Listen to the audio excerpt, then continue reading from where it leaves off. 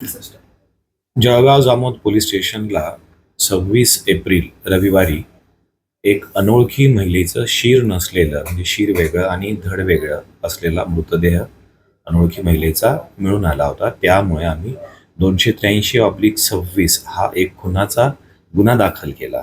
गुन्हा हा गंभीर होता आणि त्यामध्ये महिलेची ओळख पटलेली नव्हती. तिचा चेहरा पूर्णतः छिन्नविच्छिन्न करण्यात आला होता.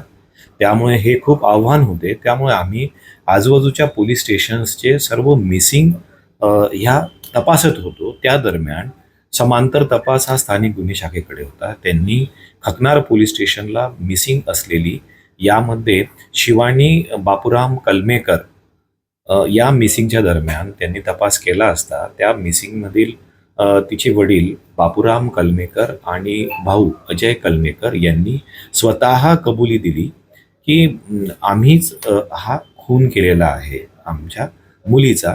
आणि तिच्या या माहितीमुळे आता हा गंभीर गुन्हा असल्यामुळे आणि त्या महिलेची ओळख पटवणे हे क्रमप्राप्त असल्यामुळे यांना आम्ही ताब्यात घेतलं. त्यांचे ब्लड सॅम्पल्स घेतले, DNA रिपोर्ट प्रोफायलिंगसाठी आम्ही पुढे पाठवले आणि त्यांना अटक केली. जी कायदेशीर प्रक्रिया आहे ती आम्ही पूर्ण केली. परंतु काल आम्हाला खकनार पोलीस स्टेशनचे पोलीस निरीक्षक श्री जाधव यांनी सांगितले की शिवानी कलमेकर ही जिवंत आहे आणि त्यामुळे आज त्या शिवानी कलमेकर यांना आम्ही पोलीस स्टेशनला बोलवलं आणि पोलीस स्टेशनला बोलवून आम्ही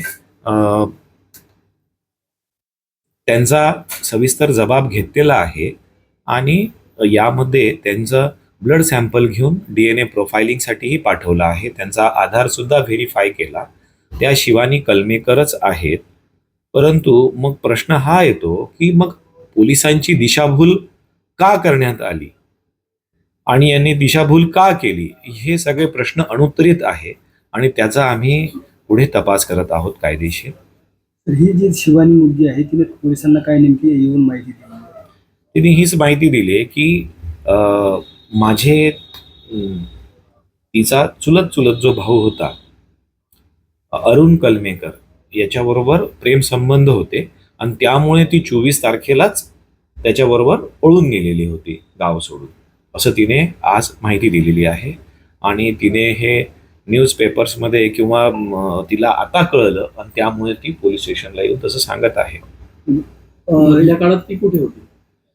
त्यांचं म्हणणं आहे की मधल्या काळात ते नाशिकला किंवा अशा वेगवेगळ्या ठिकाणी होते. आता ह्या बाकी काही गोष्टी ह्या तपासाच्या आहेत. त्यामुळे पुढील जो तपास आहे तो सुरू आहे. सर, हे जे आरोपी आहेत जे सध्या जेलमध्ये आहेत त्यांच्या नातेवाईकाचं असं म्हणणं आहे की पोलिसांनी त्यांना टॉर्चर केलं, मारहाण केली आणि त्यांच्याकडून हा गुन्हा केल्याचं कबूल करून घेतलं असा आरोप त्यांनी केला. आता विषय असा आहे की हे सर्व आज 20-25 दिवसानंतरच्या ह्या सर्व गोष्टी आहेत, ह्या अगोदर झालेल्या नाहीयेत. त्याच्यामुळे आता ह्या म्हणण्याला काय अर्थ नाहीये. कायदेशीर आम्ही बाबी पूर्ण केलेल्या आहेत आणि तपास करत आहोत.